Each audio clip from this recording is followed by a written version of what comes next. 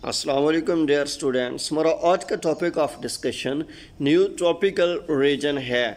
तो यहाँ स्केच में न्यू ट्रॉपिकल रीजन के चंद एक इलाके मेंशन किए गए हैं। मैक्सिमली ब्राज़ील शामिल है, इसके साथ Guyanas, Venezuela, Colombia, Ecuador, Peru, South America की पट्टी है, चिली, अर्जेंटीना, यूरुग्वे और पैराग्वे जैसे रीजन्स इसमें शामिल हैं। लेट्स से इसके डिटेल में चलते हैं।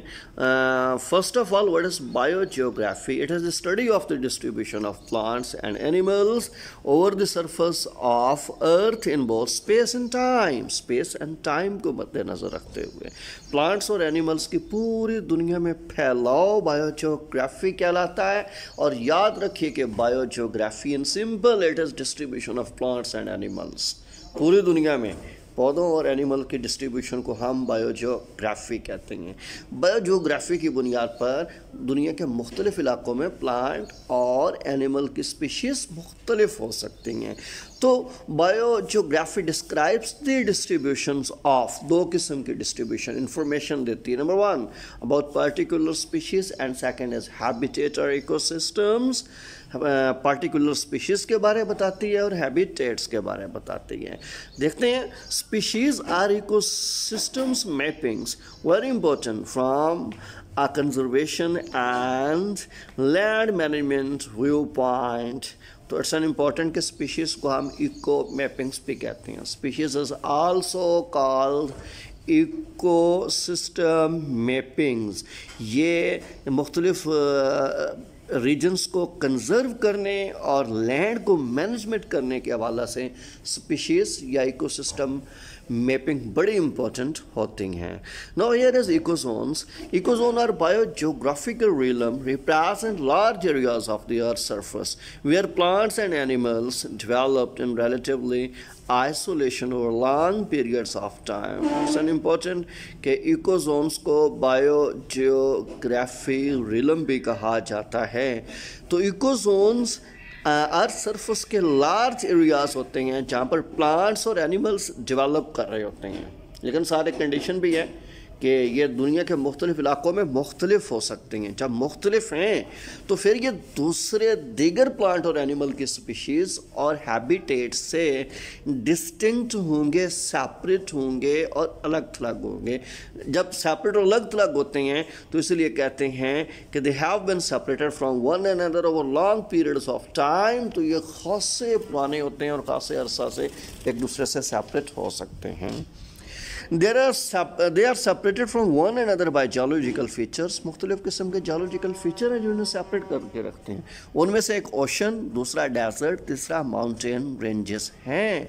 They form barriers to plant and animal migrations. यही ओशंस, डेजर्ट या माउंटेन रेंजेस जैसे बैरियर्स ये पौधों को या जानवरों को माइग्रेट करने से from one ecozone to next, from one habitat to other, from one population to the next population रोक देते हैं, इन्हें माइग्रेट नहीं होने देते जी।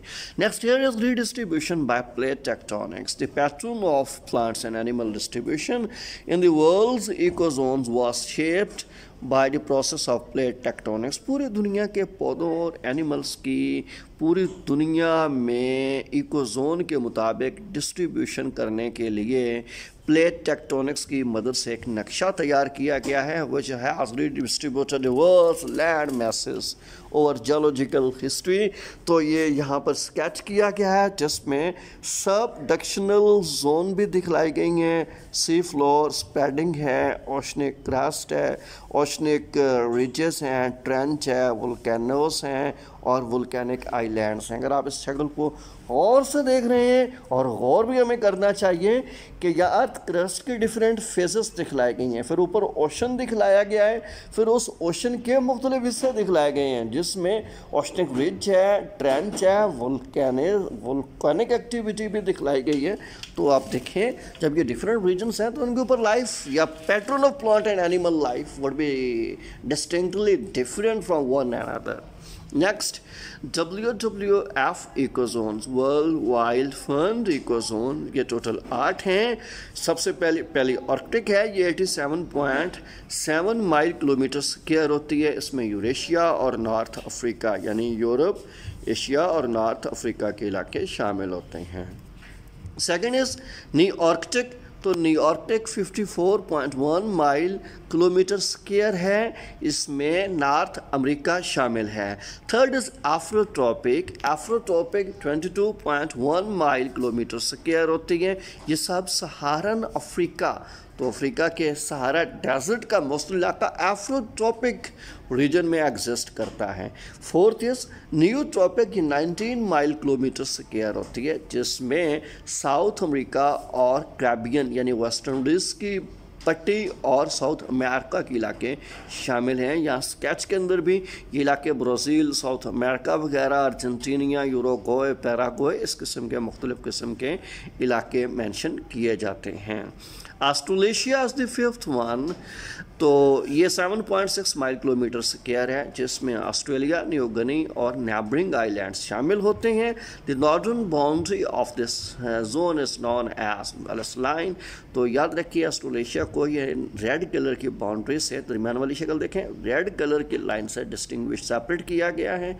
ये लाइन वेलस लाइन कहलाती है, जो ऑस्ट्रेलेशिया को बाकी इलाकों से सेपरेट करके रखती है। यानी ऑस्ट्रेलिया, न्यू गिनी या इनको बनाने वाले दीगर किस्म के जजीरे, वो सेपरेशन का काम इस लाइन से किया जाता है और ये लाइन वेलस लाइन कहलाती है। Now sixth one is Indo Malaya, Indo Malaya is 7.5 mile kilometre square, जिसमें अफ़गानिस्तान, पाकिस्तान, इंडिया, बांग्लादेश, श्रीलंका, मालदीव्स, भूटान और नेपाल शामिल हैं। It's an important, Pakistan belongs to Indo Malaya region of neotropical region. एक और बात याद रखनी चाहिए कि पाकिस्तान का इंडिया, अफ़गानिस्तान और बांग्लादेश, स्पेशली सब कंटिनेंट बरसगीर का तल्लुक़ न्यूट्रॉपिकल रीजन से है, तो ये कुछ पोर्शंस इसमें शामिल हैं। बहरहाल तो सब WWF इकोजोन पर अगर हम जाएं तो इंडो मलाया से पाकिस्तान बिलोंग करता है। It's an important MCQ, it should be always kept in your mind. Now seventh is Oceania, तो ये 1 माइल किलोमीटर स्क्वायर होता है, जिसमें पेलनेशिया, फिजी, माइक्रोनेशिया जैसे इलाके शामिल हैं। तो ये पोलिनेशिया जैसे इलाके भी दिखलाए गए हैं। ये हवावे और पैसिफिक ओशन के बेल्ट के साथ एग्जिस्ट करते हैं। फिजी है या उसमें माइक्रोनेशिया जैसे इलाके हैं, ये सारे के सारे बहरहाल जिस तरह से भी आप देखें आइलैंड पर मुश्तमिल है और आइलैंड के करीब एग्जिस्ट करते हैं। नो एट्थ इज एंटार्क्टिका, तो Antarctic usually 0.3 mile kilometre square होता है और उसमें एंटार्क्टिका आ जाता है, जो बर्फानी तोदों से लदा हुआ है, जहाँ लाइफ ऑलमोस्ट ना होने के बराबर है। अदरवाइज जो ओशनिक लाइफ है उसके अंदर तो लाइफ एग्जिस्ट करती है। Let's say here are the bioregions for neotropical regions. WWF scheme subdivides the ecozones into bioregions. Geographic clusters of ecoregions that may span several habitat types but have strong biological affinities, particularly at taxonomic levels higher than the species level. It's an important. Number one, Afrotropic. Afrotropic में Eastern Africa, western Africa, south Africa और मेलागेसी शामिल हैं। Second पर Antarctica है, जहाँ बर्फ़ जमी हुई है, उसकी कोई डिवीजन नहीं है, ओशनिक लाइफ वहाँ पर है किसी हद तक। नो थर्ड इज़ ऑस्ट्रेलेशिया, जिसमें वेलस लाइन आती है या वेलस का इलाका आता है। न्यू गिनी और मेलानेशिया जैसे इलाके शामिल हैं। इंडो मलाया, इसमें इंडियन सब कंटिनेंट, पाकिस्तान, अफ़गानिस्तान, श्रीलंका, बांग्लादेश, नेपाल, भूटान जैसे इलाके शामिल हैं।